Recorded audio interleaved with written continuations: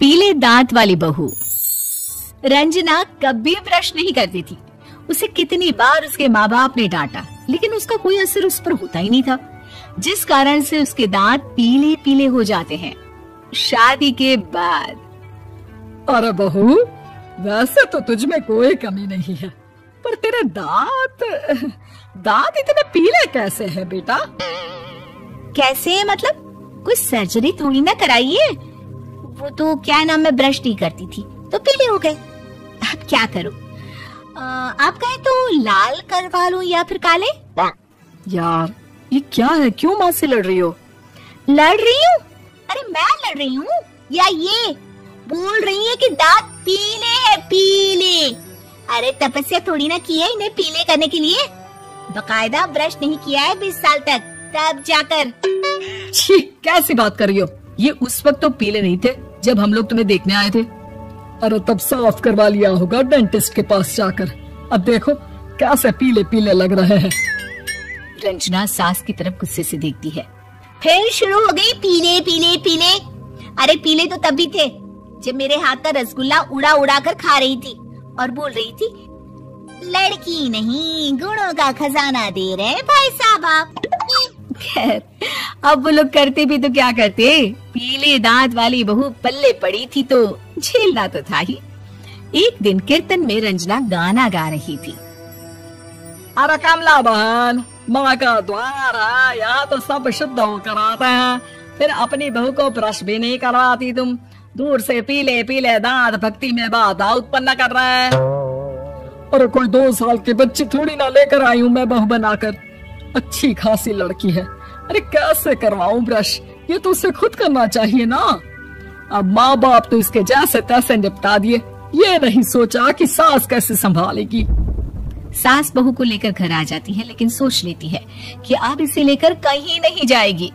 अगले रोज बहू कहती है, अरे क्या हो गया, मंदिर नहीं जाना क्या? कीर्तन का वक्त हो रहा है। मेरी मधुर वाणी से कान्हा जी जागते हैं और सोते हैं।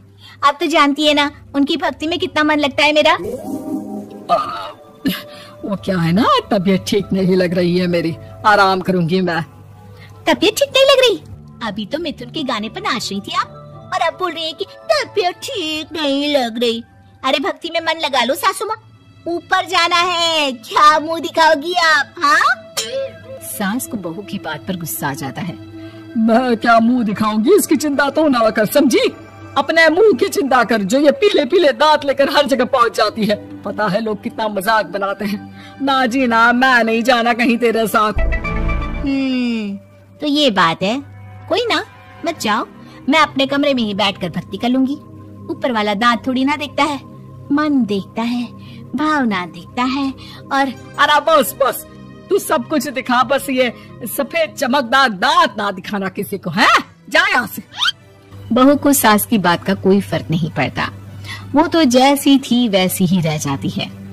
सुबह नहाकर किचन में खाना बनाना, फिर खाना खाना, कीर्तन भजन करना और सो जाना। एक दिन, माँ जी मैं सहेली के घर जा रही हूँ, शाम को लेट आऊंगी। हाँ हाँ तो जाना, मैंने कौन सा तेरी आरती करनी है घर पर बैठकर। रंजना सहेली के घर जाती है, जहाँ वो पार्टी में जाने की तैयारी कर रही होती है। अरे शिखा, कहाँ जाने की तैयारी कर रही है? मैं गलत वक्त पर आ गई क्या? अरे नहीं यार, उल्टा सही वक्त पर आ गया। मैंने ये साड़ी और ज्वेलरी निकाली है यार, शाम को इनके ऑफिस की एक पार्टी में जाना है। बताना कैसा लग रहा है ये सब? नहीं यार, इस ड्रेस के साथ तो वो वाली ज्वेलरी अच्छी लगेगी। हाँ हाँ सही बोल रही है, मैंने ध्यान ही नहीं दिया। वैसे तो हमेशा से मस्त फैशन सेंस रखती है। तो बड़ा जाती होगी ना पति के साथ पार्टी में। रंजना कुछ नहीं बोलती, बस सोचती है कि यार काश ये बात सही हो जाती, पर मैं क्यों नहीं जाती पार्टी में? क्या इन लोगों की कोई पार्टी होती नहीं होगी? रंजना घर आती है और रात में पति से सवाल करती है, एक बात बताइए, आप मुझे किसी पार्टी में क्यों नहीं ले जाते? क्या आपकी यहाँ ऑफिस में पार्टी नहीं होती? पति बेचारा क्या कहता कि दांत पीले हैं तुम्हारे इसलिए। अरे कोई पार्टी होती नहीं हम लोगों के ऑफिस में, तो कहाँ से लेकर जाऊं? और मार्केट, मॉल, कहीं वीकेंड घूमना, कहीं तो। अरे यार सारे हफ्ते में एक छुट्टी मिलती है, तो सोचता हूँ कि आराम ही कर लूं। क्यों? रंजना मन मार के रह जाती है। पहले कभी सास के साथ मंदिर जाया करती थी, लेकिन वो भी सास ने ले जाना बंद कर दिया। घर बैठी बैठी रंजना बोर हो जाती है। तभी उसे आइडिया आता है और वो मायके जाने का सोचती है।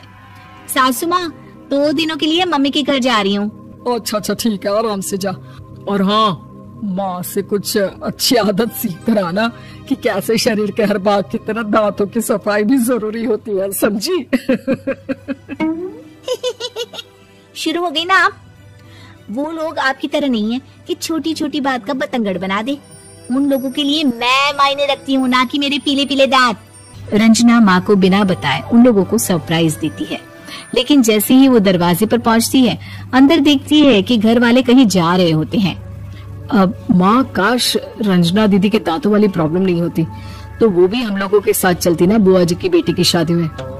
हाँ बेटा, लेकिन अब उसे कौन समझाए कि उसको उसके पीले दांत नहीं दिखते, लेकिन उसके आसपास के लोगों को कितना एम्बैरेसिंग फील कराते हैं। मुझे तो कितनी बार उसके स्कूल की टीचर ने शिकायत की कि उसके साथ कोई लड़की बैठना भी नहीं चाहती, और ना ही कॉलेज में कोई उससे बात करना चाहता था। लेकिन पता नहीं क्यों उसे ये बात समझ में ही नहीं आती। कोई कमी नहीं है उस लड़की में, बस यही कि दांत पीले हैं।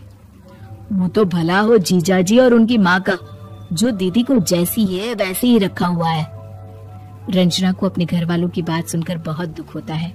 वो सोचती है कि वो क्या करे, लेकिन फिर वो सीधा डेंटिस्ट के पास जाती है, अपने दांत चमकाती है और कसम खाती है कि वो रोज ब्रश करेगी। अरे क्या हो गया? तुम तो 2 दिनों के लिए गई थी ना। पर कोई ना, अच्छा है, चलो आ गई तो। रंजना सास के सामने आकर खड़ी हो जाती है और पूरी स्माइल करती है, उसके चमकदार दांतों को दिखाती हुई। चले मंदिर।